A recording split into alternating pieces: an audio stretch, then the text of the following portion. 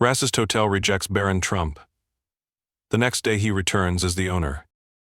Barron Trump stood at the grand entrance of the luxurious hotel, his calm eyes scanning the opulent marble floors and golden chandeliers.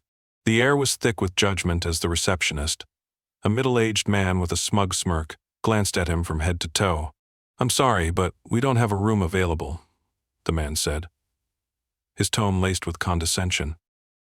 Barron, dressed in a simple hoodie and jeans, kept his composure. "Are you sure? I booked the presidential suite a week ago," he replied, his voice steady yet polite. The receptionist snorted, leaning forward as if to make his point clearer. "Sir, perhaps you'd be more comfortable at a place more suitable for you." The unspoken implication hung heavy in the air.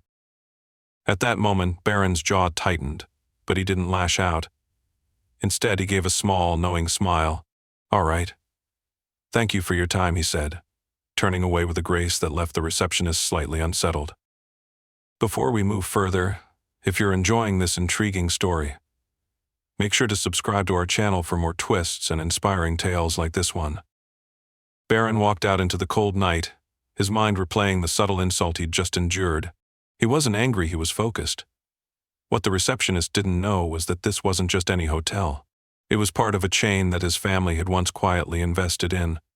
What Barron was about to do would not only teach a lesson but also change the lives of everyone working there. The next morning, the hotel staff buzzed with their usual routine. Unaware of what was coming, the receptionist, still basking in his misplaced authority, barely glanced at the suited men who entered the lobby with an air of importance. Among them was Barron, now dressed sharply in a tailored navy suit. This time, the receptionist's smile faltered. Something about the young man's presence felt different, commanding even. But before he could speak, one of the suited men approached him. "Please gather the staff. The new owner of this hotel has an important announcement." The receptionist's face turned pale as his eyes darted to Barron, who now stood confidently, watching the scene unfold. The quiet satisfaction in Barron's gaze was undeniable, but what he said next would leave everyone stunned. The hotel staff gathered in the grand lobby, their murmurs filling the air as they exchanged confused glances. The receptionist stood at the back, his face a mixture of embarrassment and fear. He couldn't believe it. How could the boy he had dismissed last night possibly be the new owner? Barron stepped forward, his expression calm yet commanding. The room fell silent as his voice echoed through the marble hall. "Good morning, everyone. As you've probably heard, I am the new owner of this establishment." A wave of disbelief swept through the crowd. The receptionist's jaw tightened, his confidence from the previous night now shattered. Barron continued, his tone measured and professional, but with an undeniable edge. "Before I say anything else, let me share what happened to me last night," Barron said, turning slightly to meet the receptionist's gaze. "I arrived here after a long journey, only to be told that this hotel, my hotel, wasn't suitable for me. Not because there weren't rooms, but because someone judged me based on how I looked." The staff exchanged uneasy glances, and the receptionist's face turned red. He wanted to speak, to defend himself, but Barron wasn't done. "I'm not here to embarrass anyone," Barron said, his voice softening. "But I am here to set a standard. This hotel is not just a business, it's a place where people come seeking comfort, dignity, and respect. If we can't offer that to every guest, regardless of their appearance, then we fail at our job." The tension in the room was palpable. Barron took a step closer to the receptionist, who now looked like he wished the floor would swallow him whole.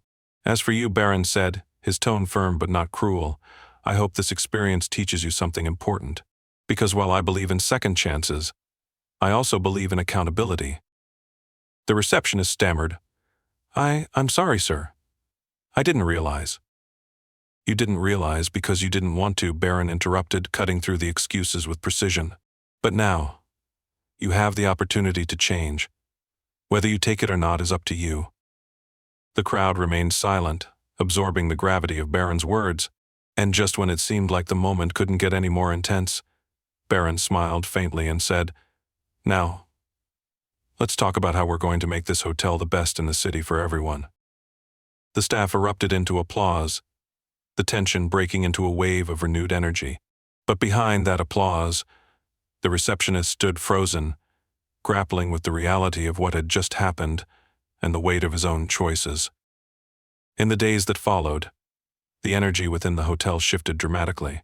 Barron didn't just take ownership, he immersed himself in the day-to-day operations, speaking with staff at every level and ensuring his message of respect and excellence resonated throughout the team. Employees who had once felt overlooked now found themselves motivated, inspired by the young leader's genuine interest in their work and well-being. But not everyone embraced the change so easily. The receptionist, whose actions had triggered this transformation, found himself walking on eggshells. Though Barron had chosen not to fire him, the weight of his own guilt was heavier than any punishment. Every morning he arrived early, meticulously performing his duties, yet unable to shake the memory of Barron's measured yet cutting words. One afternoon, as Barron passed through the lobby, he noticed the receptionist standing quietly by the desk, his usual smugness replaced with a humbled demeanor. Barron paused, then approached him. "How are you doing?" he asked, his tone calm but curious. The receptionist hesitated, then replied, "I've been trying to do better, sir. I really am sorry for what happened." Barron studied him for a moment before nodding. "Good, but remember, apologies mean nothing without action. The question isn't whether you're sorry, the question is whether you'll make sure it never happens again. To anyone." The receptionist nodded fervently. "I will, sir. I promise." Barron smiled faintly and patted him on the shoulder. "Then you're on the right track." While this personal exchange unfolded, something far bigger was brewing outside the walls of the hotel. News of Barron's story had started spreading, first through whispers and then through social media.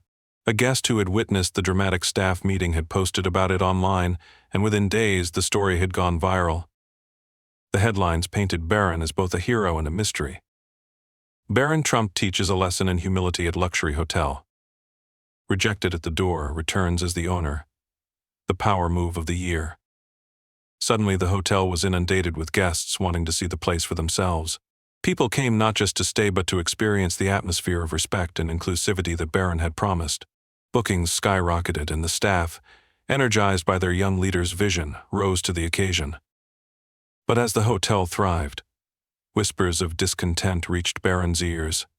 Some employees weren't as eager to embrace the changes, their resistance hidden behind polite smiles.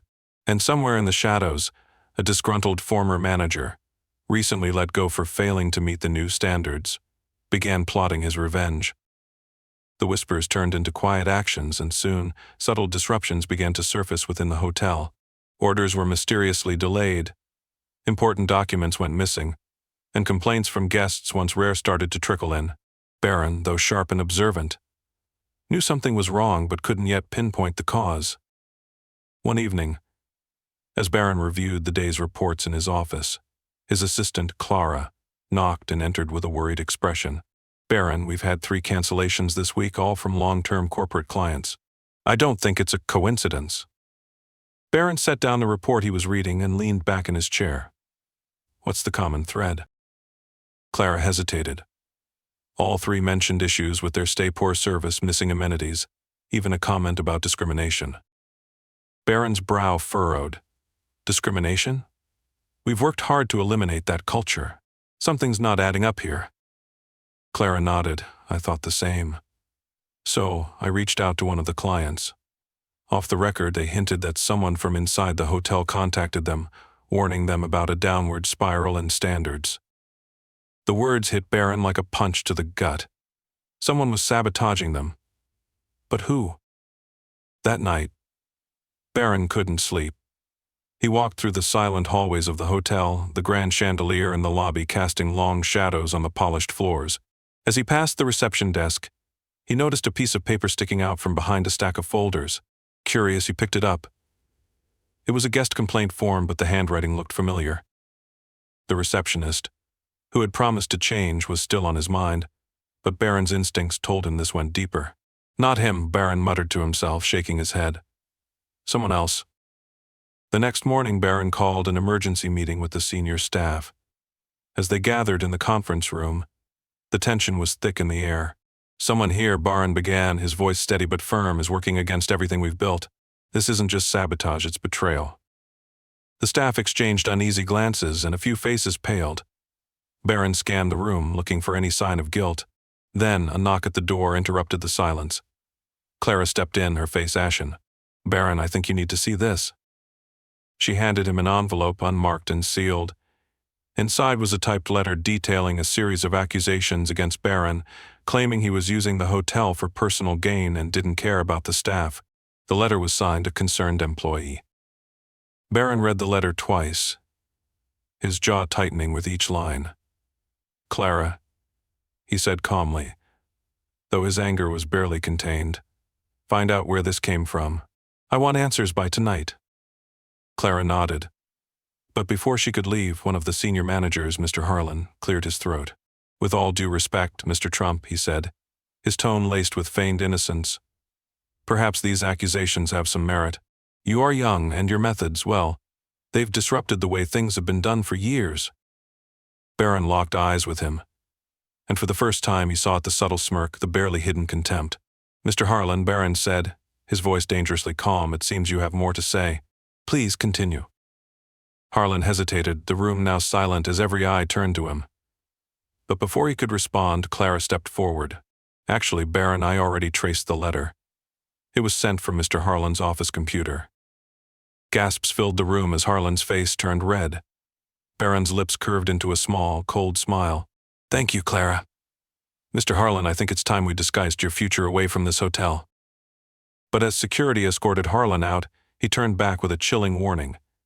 "You think this ends with me? You have no idea what's coming." Barron stood firm, but his mind raced. Harlan's words weren't just a threat, they were a promise of more trouble ahead.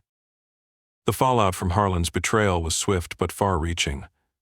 Though his dismissal sent a clear message, Barron knew it wasn't the end. The warning Harlan left behind echoed in his mind, a seed of doubt that refused to settle. What exactly had he meant by "you have no idea what's coming"? Determined to uncover the full extent of the conspiracy, Barron turned to Clara. She was his most trusted ally, a sharp and resourceful assistant who had proven her loyalty time and again.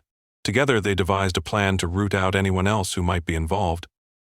"Clara, we need a controlled approach," Barron said as they sat in his office late that night. "If we push too hard, whoever is behind this will just dig deeper into the shadows."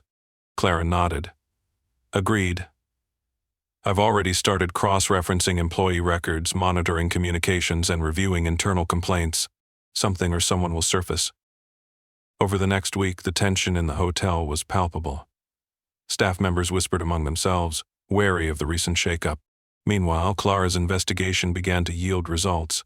Patterns emerged: certain employees were suspiciously absent during key incidents, and others had unexplained financial transactions that hinted at bribes. Then, a breakthrough. Clara uncovered a series of encrypted emails sent from Harlan's account. After hours of decoding, the messages revealed a shocking connection.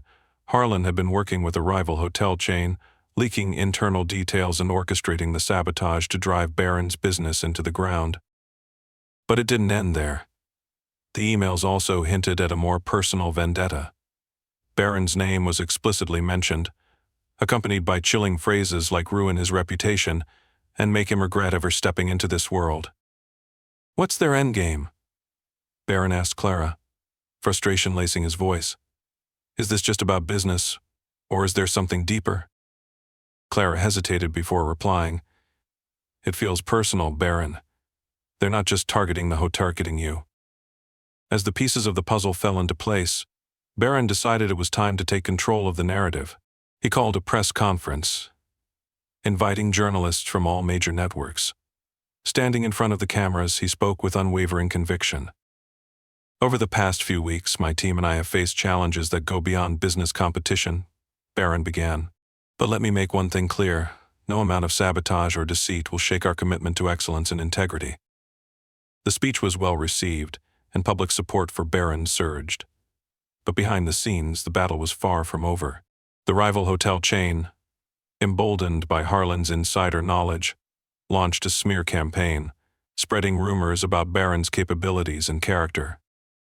One night, as Barron sat alone in his office, his phone buzzed with an anonymous text. "You've won the first round, but the game isn't over. Walk away now or we'll escalate." Barron stared at the message, his jaw tightening. Whoever was behind this wasn't just playing dirty, they were relentless. And if they thought he would back down, they didn't know him at all. The next morning, Barron made a decision. "Clara," he said, his voice firm, "we're not just going to defend ourselves. We're going to fight back. Find out everything about this rival chain, their owners, their investors, their secrets. If they want a war, we'll give them one."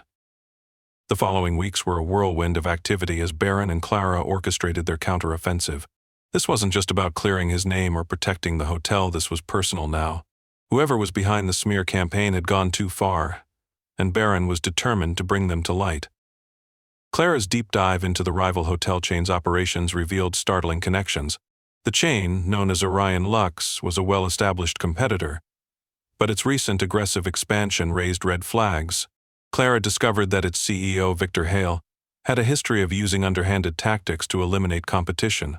And what's more, Hale had a direct link to someone in Barron's past, an old family rival. Victor Hale's mother used to work for the Trump family, Clara explained one evening as they pored over documents. She was dismissed after some questionable activities. "Seems like he's holding a grudge." Barron leaned back in his chair, absorbing the information. "So this isn't just business, it's revenge. He's using my name as a stepping stone to settle an old score." But Barron wasn't going to let Hale succeed.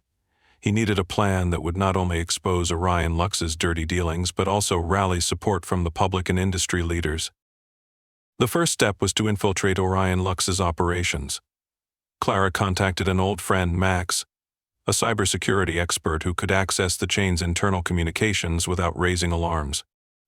Max uncovered a treasure trove of incriminating evidence, documents detailing illegal dealings, bribes to city officials, and plans to sabotage competitors, including Barron's hotel. With this evidence in hand, Barron decided it was time to take action. But rather than going directly to the authorities, he opted for a more calculated approach. "We'll let the world see who they really are," Barron said, his eyes steely with determination. The next morning, Barron released a series of anonymous leaks to prominent journalists, exposing Orion Lux's corruption. The revelation sent shockwaves through the industry. News outlets ran headline after headline about Victor Hale's unethical practices, and social media erupted with outrage. But Barron wasn't done. He organized an industry summit, inviting leaders from major hotel chains, government officials, and even customers to discuss ethics and transparency in hospitality. During his keynote speech, Barron didn't name Hale directly but made it clear that the industry needed to take a stand against corruption. "Trust is the cornerstone of hospitality," Barron declared. "If we allow greed and deceit to take root, we risk losing what makes this industry great." The speech earned him a standing ovation and solidified his position as a leader of integrity. Meanwhile, the pressure on Orion Lux mounted. Investigations were launched, investors pulled out, and customers began canceling bookings en masse. Victor Hale, once untouchable, was now on the defensive. In a desperate move, he reached out to Barron through a mutual acquaintance, requesting a private meeting. "Do you really think he'll show up?" Clara asked as they prepared for the encounter. "He doesn't have a choice," Barron replied. "But this time we play by my rules." That evening, Barron met Hale at a secluded restaurant. Hale looked nothing like the powerful CEO he once was, his confidence replaced by desperation. "You've made your point," Hale said, his voice strained. "But this has gone far enough. Let's negotiate." Barron leaned forward, his expression calm but unyielding. "You came after me, my reputation, and my team. This isn't just about business anymore. You crossed a line, and now you're facing the consequences." Hale tried to regain his composure. "Fine. What do you want?" Barron's response was immediate. "Accountability. You publicly admit to everything you've done, step down as CEO, and make restitution to every person and company you've wronged. Only then will I consider backing off." Hale hesitated, his pride warring with the reality of his situation, but in the end he had no choice. A week later, Hale held a press conference, confessing to his crimes and announcing his resignation. The industry took notice, and Barron's reputation soared. But more importantly, he had proven that integrity and resilience could triumph over deceit. As Barron stood in the lobby of his hotel, watching guests check in with smiles on their faces, he felt a deep sense of satisfaction. The fight had been long and grueling, but it was worth it. And as Clara approached with a knowing grin, he realized that this victory was just the beginning.